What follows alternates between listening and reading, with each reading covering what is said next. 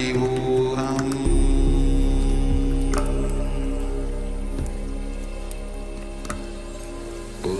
ॐ नित्यानन्द परमशिवोऽहम्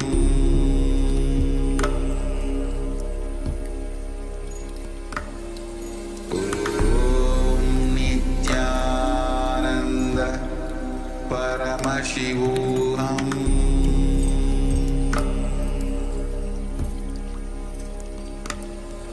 ॐ नित्यानन्द परमशिवोऽहम्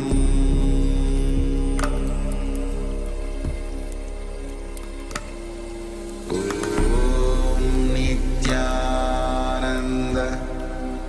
परमशिवोऽहम्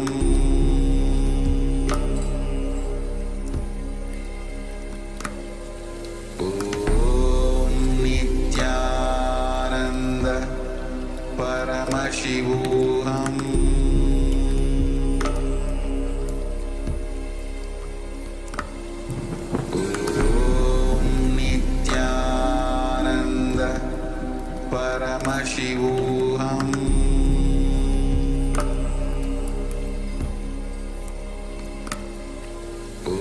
ॐ नित्यानन्द परमशिवोऽहम्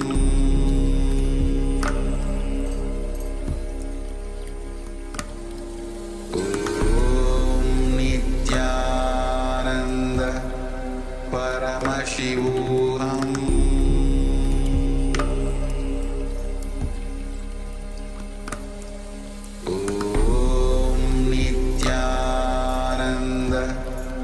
परमशिवोऽहम् ॐ नित्यानन्द परमशिवोऽहम्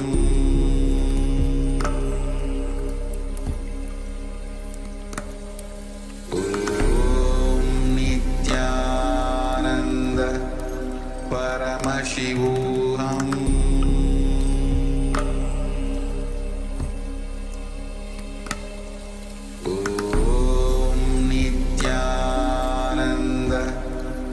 परमशिवोऽहम्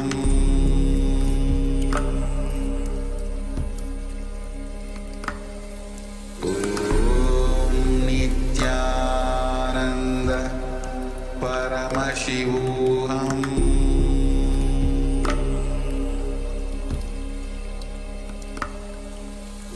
ॐ नित्यानन्द परमशिवोऽहम्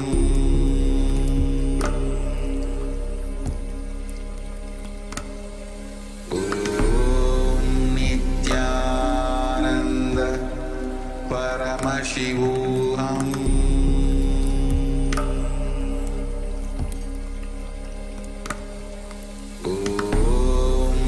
नित्यानन्द परमशिवोऽहम्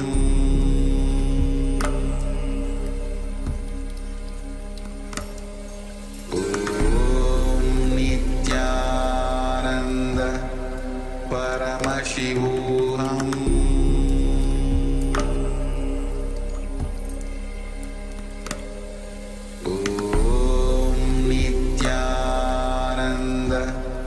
परमशिवोऽहम्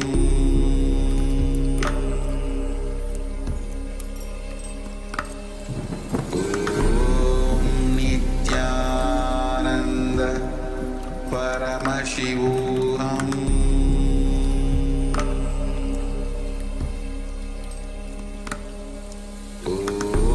Connecting with the divine with your eyes closed is meditation.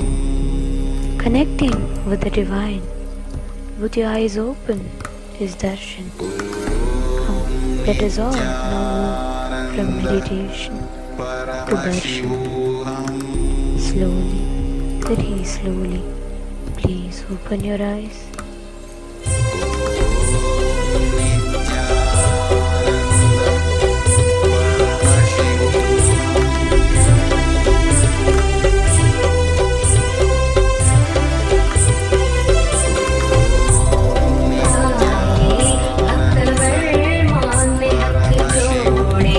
दिव्य द्वार पे मिट जाए दिन कष्ट दुख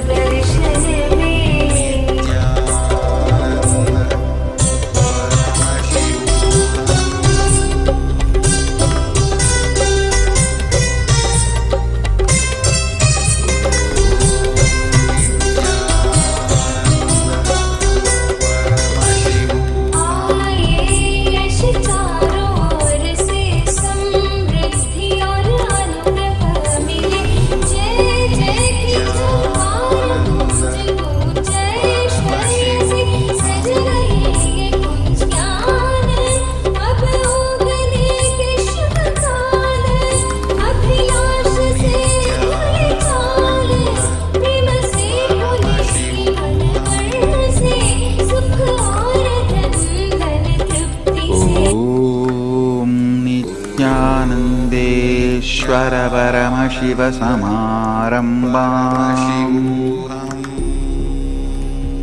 नित्यानन्देश्वरि परमशिवशक्तिमध्यमाम् अस्मदाचार्यपर्यन्ताम् वन्दे गुरुपरम्पराम्। नित्यानन्द परमशिवोऽहम्।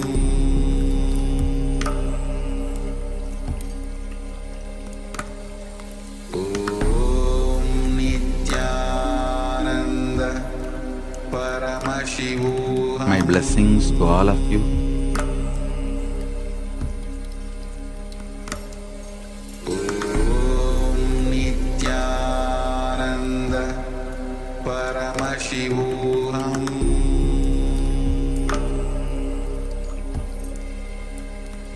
As the living manifestation, Paramavatara of Paramashiva, I bless you all with all the 6 Dikshas and Kalpataru Darshan for every individual who are here for Kalpataru Darshan. First, all the Diksha. I'll give you the Gayatri mantra first. Take the leaf if you have. Otherwise, also recite the Gayatri mantra intensely along with me. Om Bhur Bhuvaswaha Tat Savitur Varenyam Bhargo Devasya Dhimahi Dhiyo Yona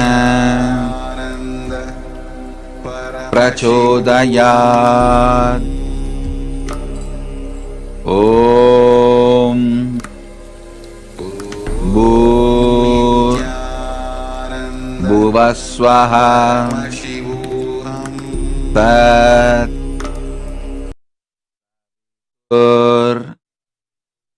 Varenyam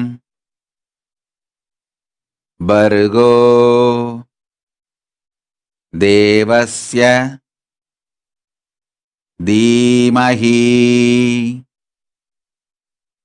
Dhiyo Yona Prachodayat. Om Bhuvaswaha Tatsaviturvarenyam Bhargo Devasya Dhimahi Dhiyo Yona Prachodayat. Next is Siva Diksha, Samaya Diksha mantra. Mahavakya still please. Om Ham Haum Shivaya Namaha. Om Ham Haum Shivaya Namaha. Om Ham Haum Shivaya Namaha. Next, Vishesha Diksha and Pujai Koduttal, Atmalinga, Prana Pratishta, Mahavakya Upadesam. Listen. Vishesha Diksha. Receive the Mahavakya for Vishesha Diksha. Om Shivoham Shivoham Shivoham.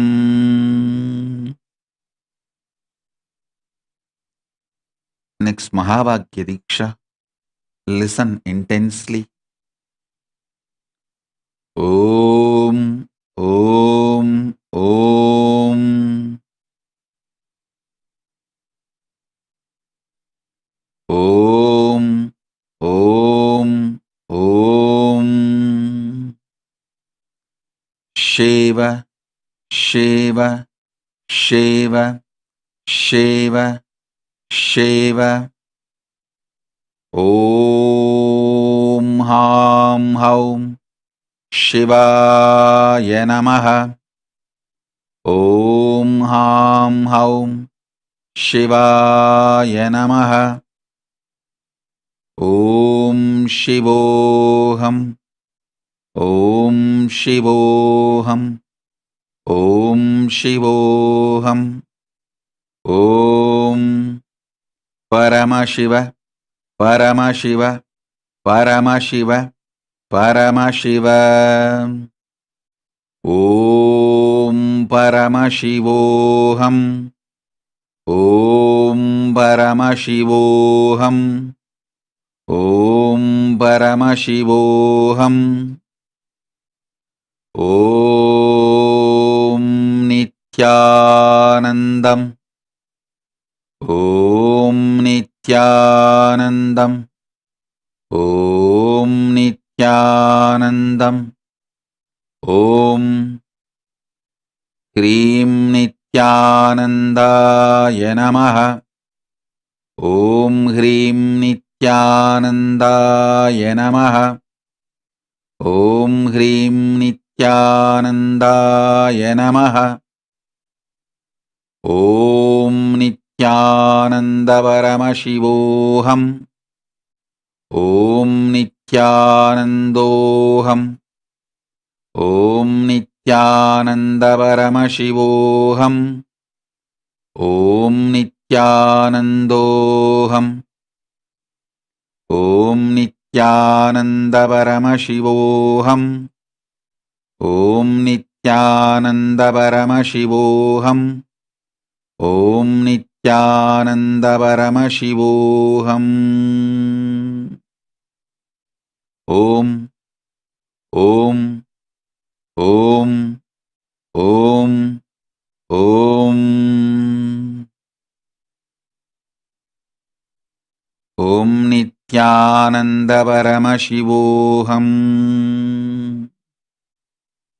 Now, I'll give Kalpataru Darshan as a living manifestation of Paramashiva, Paramavatara of Paramashiva. I bless you all. All the boons you wanted through this Kalpataru Darshan will be fulfilled. Not only all the boons you asked will be fulfilled, it will do good to you and to everyone. It will do auspiciousness to you and to everyone. Om, Om, Om. Om.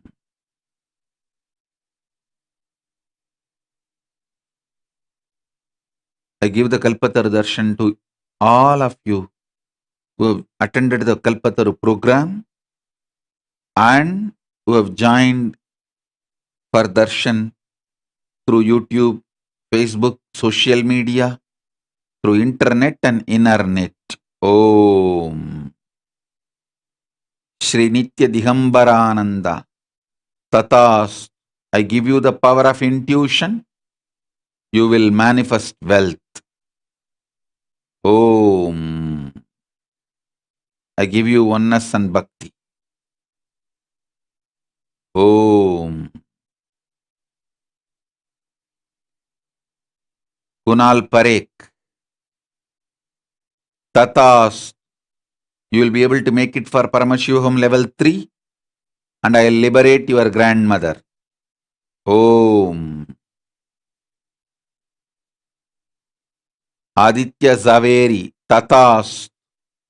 You will be able to manifest Paramashivoham level 3. Om. Ramesh Gautam. Tatas. I'll make the Shiva temple happen through you. Om.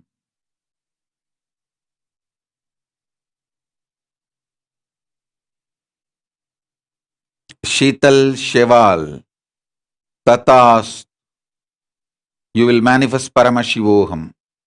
Om. Aishwarya Gaikwad, Tatas, you will manifest Paramashivoham. Go to Biddi, live in Adi Kailasa. I'll make it happen for you. Break the patterns, take the courageous step. Om. Aishwarya Murali.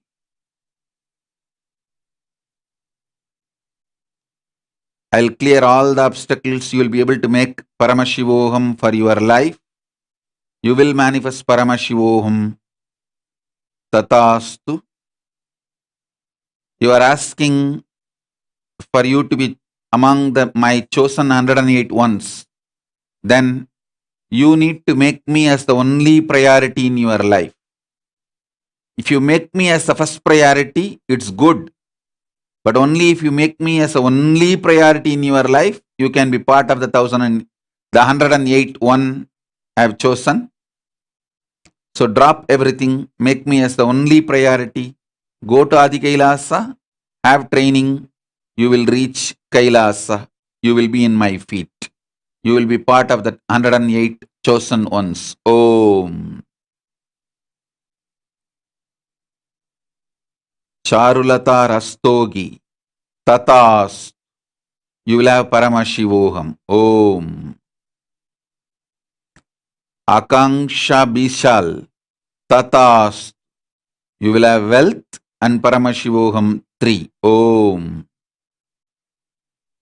Chitrabhanu, Tatastu, for Paramashivoham.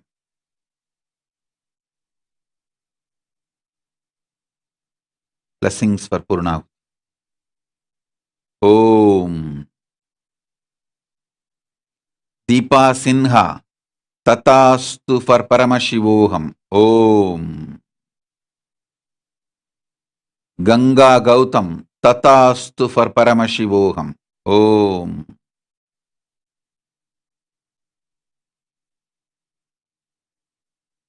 Juma Malik, Mahaguhambananda, Tatastu for Paramashivoham. I'll reconnect you back with me and shower you with wealth. Om. Vedavalli MP, Tatastu for Paramashivoham. Om. Kalishwari ji, Tatastu for Paramashivoham. You will get a central government job. Om. Kalyani, Tatastu for Paramashivoham. Om.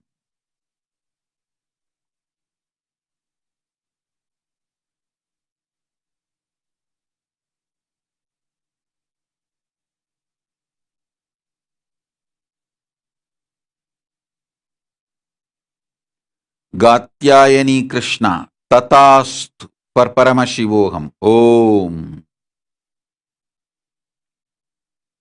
Kavita Yadav, Tatastu for Paramashivoham, and you will receive the wealth. Om. Saroja Sharma, Tatastu for Paramashivoham, I'll shower you with wealth. Om. Kirti Punekar, Tatastu for Paramashivoham, I shower you with all the powers of manifestation. Om. Priyadarshini Chakravarti, Tatastu for Paramashivoham, and your marriage with Saleh Alabri. Om. Kishori Samant, Tatastu for Paramashivoham. Om. Meda Slatya, Tatastu for Paramashivoham, success in career. Om. Meena, Tatastu for Paramashivoham. Om. Nirmali Baruwa, Tatastu for Paramashivoham. Om. and you will clear your UPSC exams. Om. Ashta Kant. Tatastu for Paramashivoham. Om. Pramila Maske. Tatastu for Paramashivoham. Om. Renu Yadav. Tatastu for Paramashivoham. And Yogic Yavana Sariram. Om. Ruma Bhattacharya. Tatastu for Paramashivoham. And stable relationship and success. Sarva Mangala Praptirastu. Om. Sampa Sen. Tatastu for Paramashivoham. Om. Saraswati. Tatastu for Paramashivoham. Om. Shvetal Vyas. Tatastu for Paramashivoham. Om. Fatima. Tatastu for Paramashivoham. Om. Meera Shivaram. Tatastu for Paramashivoham. And the fulfillment of your son's wishes. Om. Swarupa. Tatastu for Paramashivoham. Om. Vesentekeste. Tatastu for Paramashivoham. Om. Durga Lemichan. Tatastu for Paramashivoham. Om. Sanjeev Kumar Meher. You will have your third eye awakened fully now. You will be able to do the body scanning. Om. Shrikant Jagannath Yadav. Tatastu for Paramashivoham. I'll shower you with Gosheva. Tatastu. Om. Subham Jagade. Tatastu for Paramashivoham. To fulfill all your mother's dreams. Om. Arunendra Chaturvedi. Tatastu for Paramashivoham. Om. Yashodan Kulkarni. Tatastu. For the boon you asked, you will manifest abundance, living enlightenment, life at my feet. Om. Vaibhav Mugund Bumkar. Tatastu for Paramashivoham. Om. Atul Yadav. Tatastu for Paramashivoham. Om. Sharad Baburao Chalikar. Tatastu for Paramashivoham. Om. Amit Dubey. Tatastu for Jivan Mukti. Om. Harshvardhan. Tatastu